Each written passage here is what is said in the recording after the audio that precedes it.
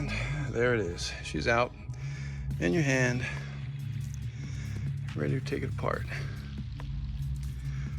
Yeah. Okay. All right. Off to the bench. All right. So I'm going to take this bowl off. But one of the things I want to point out is that these screws holding your float bowl on are on hella tight, and they so want to strip on you. So I'm not gonna break them loose with a screwdriver. What I'm doing is I'm taking a pair of vice grips right here, and because I got a good angle on them with these right here, and I'm breaking them with this, and then I'll take them out with a screwdriver the rest of the way. That way I don't have to replace these screws. When I go back to put this together, it's gonna hold. I'm gonna be able to snug them down nice and tight. So just a little tip, you don't have to do it, but I don't have the best luck with this stuff or the patience for it. I'll end up stripping these out and go to the vice grips anyway. So I'm trying to break them with the vice grips, that way I can save the screws. All right, I gotta admit, these back two right here, vice grip really wouldn't do it. So I actually had to put it in a vise to hold it still so I could really put some pressure on there and break those loose, and that seemed to work for me. And that you may have to do something like that as well, but that's what I had to do. So okay, now these float bowl screws here, and here, these four right here, are on there crazy tight. So I got a new set, but I still don't want to strip these to where I've got to use vice grip. So what I've done is I've kind of put this thing in my vise just to help hold it in place while I can, that way I can get a little bit more torque on my screwdrivers, okay? So you might have to do that as well, or you're just gonna strip the hell out of these screws and get frustrated. So anyway, give me a couple seconds and we'll get those off. Yeah, so that worked out pretty good doing it that way. So now I was able to break them all loose, and now we'll get them all out of there. That was out. Come on. There we go. That was out. Coming out. On its way. Yeah, it's pretty loose. And that one's pretty loose. I may have cheated. I may have broken that one loose first. Oops. There we go. Let's just lose screws. That's what we need to do. Lose some screws. You'll hate it in a little while. And I think while we're here, I think what I might do is leave this carburetor in the vise while I take these jets out as well.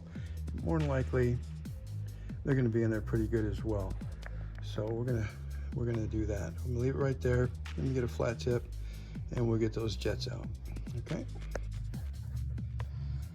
All right. This is the bottom of it. It's got the cap off. The symptoms of this bike was it would just sit there and the fuel tank would drain out. I couldn't figure out what was going on with it, but as I said, it would just leak in the garage would just smell like gas all the time. And I would end up putting it outside and just draining fuel out of the thing so I didn't have to deal with it. I took the bottom off. I didn't see anything immediately other than it looks pretty dirty. But then when I looked at the bottom of the bowl, I'm wondering how the carburetor that is running the whole tank of fuel through it onto the ground, how it could be so damn dry.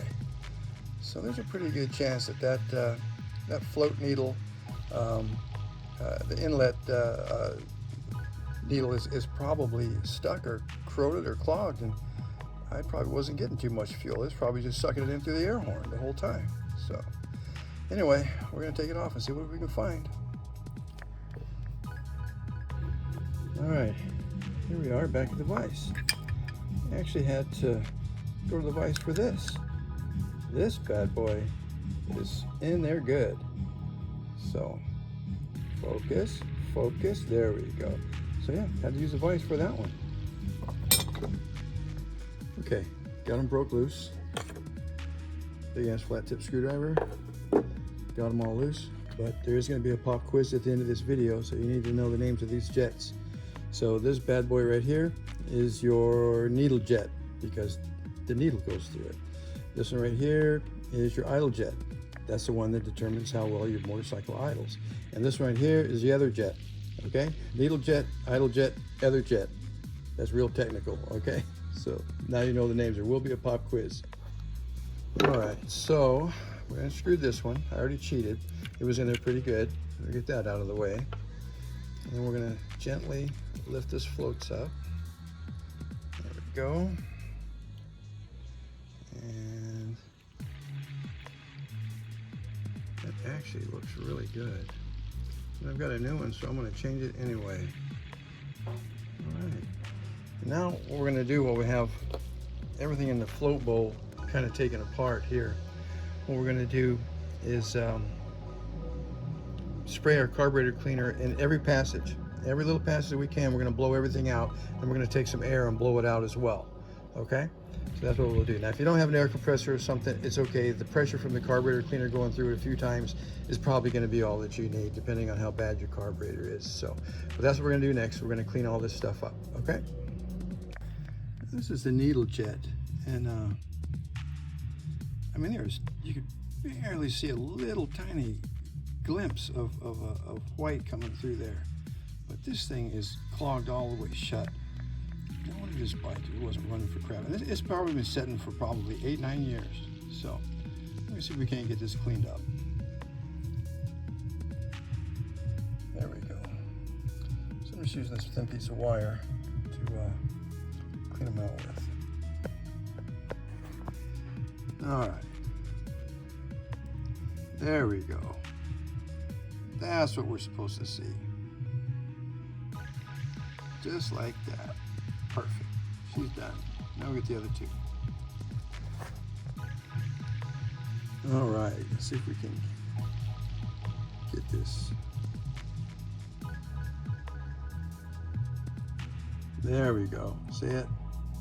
Now we're clear. There we go.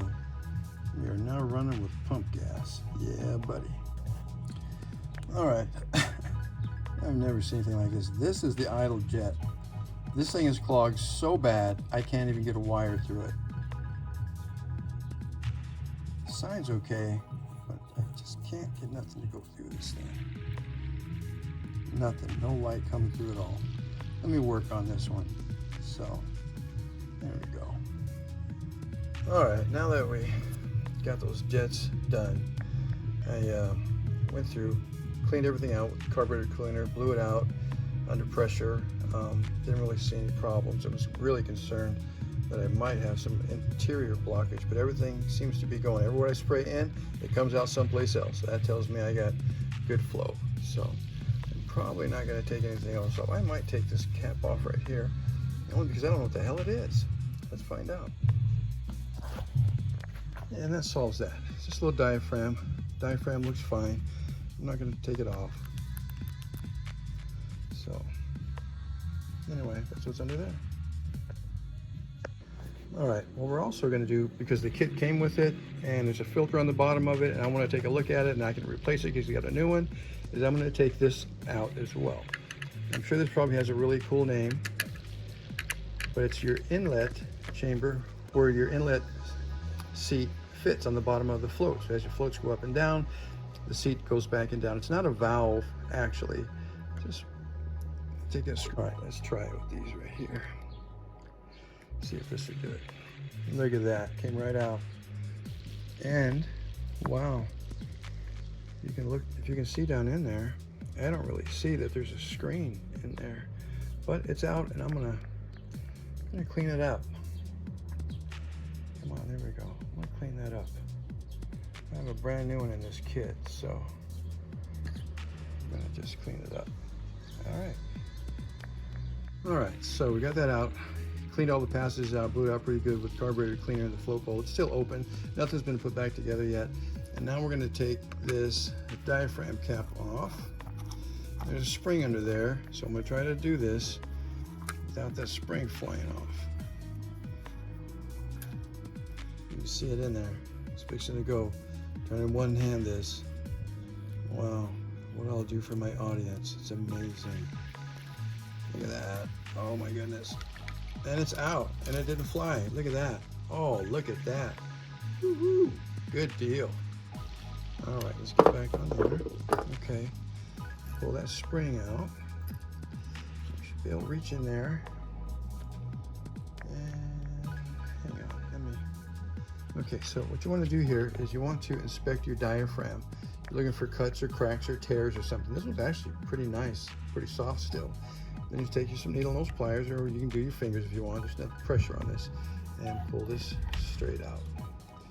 And there, that exposes your needle. Because we're going to go ahead and change the needle too. There's a needle in the kit. They were kind enough to put one in there, so we're going to change it as well. Okay? Now you can look down inside. There you go. Everything's nice and clean. There are some vent passages that you want to clean out, spray with that carburetor cleaner though, while you're here. Might as well do it, okay? All right, so what I did was I took out the diaphragm. We pulled it right out of the top of the carburetor through the air horn, and I set it in this vise. I'm just using this vise as a third hand so I can kind of show you how to get your needle out of here. So basically, you see this clip right here.